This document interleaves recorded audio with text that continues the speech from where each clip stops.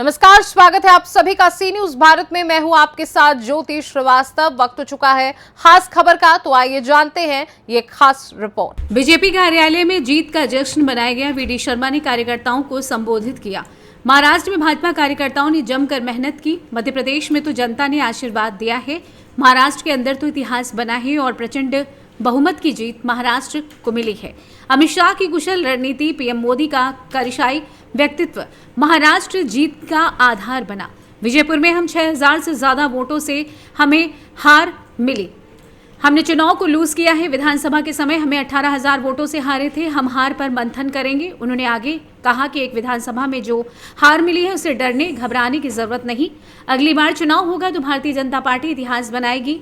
कार्यकर्ताओं को घबराने की जरूरत नहीं। हम फिर से मेहनत करने में जुटेंगे। विजयपुर में मिली हार की हम समीक्षा करेंगे। इसी बीच मुख्यमंत्री डॉक्टर मोहन यादव ने अपने संबोधन में कहा कि मैं भाजपा प्रदेश अध्यक्ष को बधाई देना चाहता हूं। सभी को बधाई देता हूं। सभी ने चुनाव में बेहद मेहनत की थी। भाजपा के कार्यकर्ताओं के भरोसे हमने जो विजय यात्रा की शुरुआत की थी वो दिन रात तेजी से बढ़ रहा है। ये जो परिणाम आए हैं वो कई मामलों में सबक हैं। खासकर शिवसेना के लिए परिणाम सबक है। पवार की पार्टी के लिए चुनाव सबक है। कांग्रेस ने जान करके महाराष्ट्र की सत्ता पर कब्जा क्या किया। मैं महाराष्ट्र की जीत का, बुधनी की जीत के कार्यकर्ताओं को बधाई देता हूं। क्या कहेंगे? मुझे खुशी है इस बात की कि बुधनी में हमने अपना रिकॉर्ड बरकरार रखा है। एक बार फिर बुधनी में हमने विजयश्री हासिल की है। मैं बुधनी विधानसभा क्षेत्र के समस्त देवतुल्य मतदाताओं के प्रति आभार व्यक्त करती हूं, उन्हें धन्यवाद देती हूं। उन्होंने भारतीय जनता पार्टी को आशीर्वाद देकर हमारे यशस्वी मुख्यमंत्री डॉक्टर मोहन यादव जी की सरकार में अपना भरोसा व्यक्त किया है।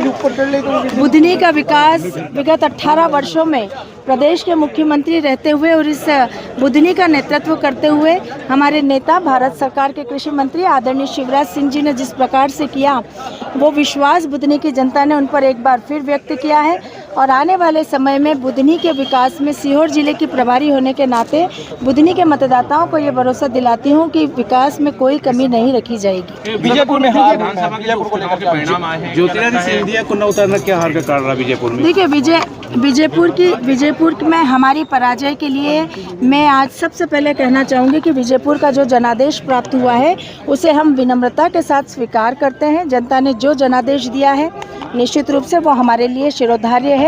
लेकिन भारतीय जनता पार्टी देश के राजनीतिक दलों में वह पार्टी है जो हर चुनाव के बाद अपनी चुनावों की समीक्षा करती है। विजयपुर के चुनाव की भी समीक्षा हम करेंगे और हमें संतोष इस बात का है कि विजयपुर विधानसभा आज़ादी के बाद कभी भी भारतीय जनता पार्टी के पास नहीं रही। लेकिन इस बार जो चुनाव हुआ 2023 में विजयपुर के चुनाव में भारतीय जनता पार्टी को लगभग 18,000 से अधिक वोटों की से पराजय का मुंह देखना पड़ा था। लेकिन इस बार हमारा वो अंतर कम हुआ और मात्र 7,000 के वोटों से हमें पराजय का मुंह देखना पड़ा। इसका सीधा मतलब यही है कि भारतीय जनता पार्टी ने अब अपने मतदाताओं का वोट का प्रतिशत वहां बढ़ाया है और आने वाले समय में जब विधानसभा का चुनाव विजयपुर में होगा तो निश्चित रूप से हम विजयश्री हासिल करेंगे। शुरुआत में कांग्रेस लगातार धांधली का आरोप लगा रही थी, तानाशाही का आरोप लगा रही थी।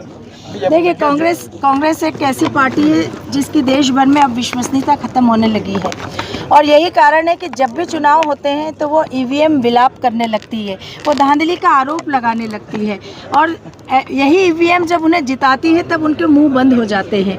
इसलिए कांग्रेस का दोहरा चरित्र जनता के सामने है। कांग्रेस की बात पर कोई भरोसा कभी नहीं कर सकता।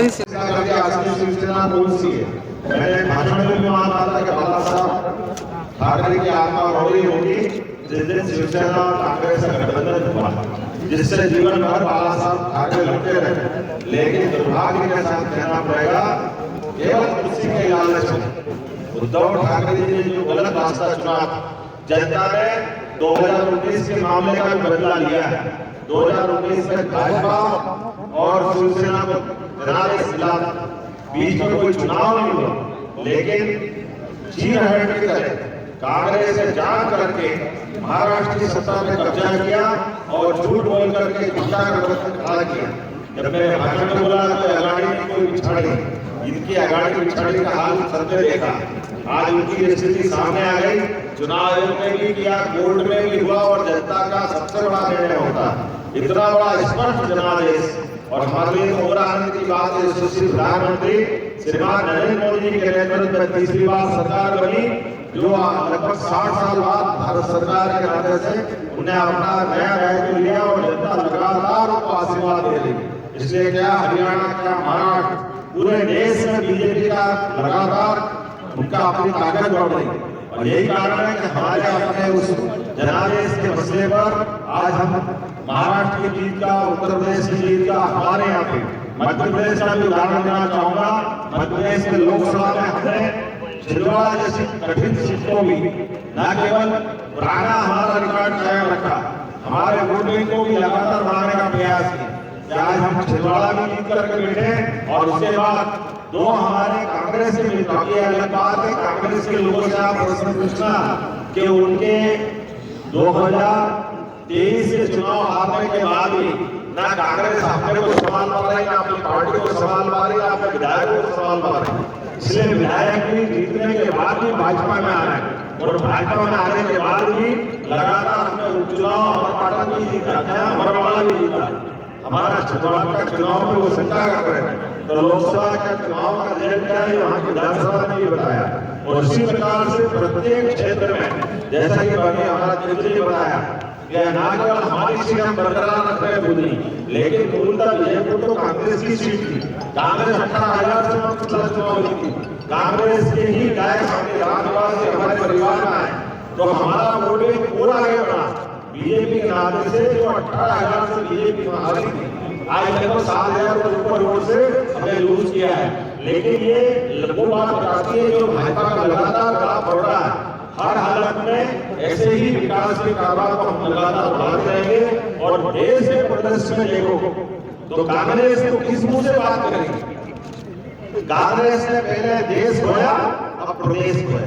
कांग्रेस लगातार रसातल में जा रही है, दिन दूनी रात चौकी जंग की परिस्थिति बनती जा रही है। कांग्रेस और कांग्रेस के नेतृत्व में नकारात्मकता की जो सीमाएं तोड़ रहे हैं, जिस प्रकार से आपसी फूट पजल है, जिस प्रकार से उनके आपसी हैं और अपने स्वार्थ के कारण केवल एक परिवार, ये जो हमने नारा दिया था माननीय मोदी जी के नेतृत्व में, हमने कहा नेशन फर्स्ट, उन्होंने कहा फैमिली फर्स्ट, तो राष्ट्र फर्स्ट होने का नारा जीता है। दुनिया के सामने लोकतंत्र फिर बनाना हुआ है।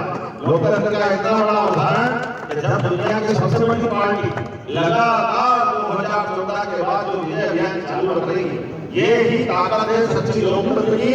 और ये सच्चे अर्थों में मतदाताओं की जीत, हमारे विचार की जीत, हमारे संकल्प की जीत है। और हमने जो लोकतंत्र में आजादी के साथ ही जिस लोकतंत्र की स्थापना के लिए जनसंघ के जमाने से हमने लड़ाई लड़ी थी, उस लड़ाई के प्रति जनता का गहरा विश्वास पुनः प्रकट हुआ। मेरी अपनी ओर से सारे मित्रों को बधाई देना चाहूंगा, प्रदेशवासियों को, देशवासियों को और सच्चे अर्थों में लोकतंत्र के चाहने वालों को। हम सब याद रखें, दुनिया के अंदर सबसे युवा देश और सबसे तेज गति से बढ़ने वाला देश यशस्वी प्रधानमंत्री आगे बढ़ रहा है और उनके साथ बाकी राज्य भी ऐसे ही जुड़ते जा रहे हैं। जो माननीय मोदी ने कहा डबल इंजन की सरकार, तो ये डबल इंजन की सरकार विकास के मामले में दुनिया के बीच एक बेहतर मॉडल बनाकर दिखाएगी। मेरी अपनी ओर से एक बार फिर मध्य प्रदेश की सरकार की ओर से भी आप सबको बधाई, बहुत बहुत धन्यवाद। भारत माता की जय। भोपाल से सी न्यूज संवाददाता मनीष वर्मा की रिपोर्ट। फिलहाल के लिए इस खास रिपोर्ट में बस इतना ही। देश दुनिया की बाकी खबरों को जानने के लिए आप देखते रहिए सी न्यूज भारत।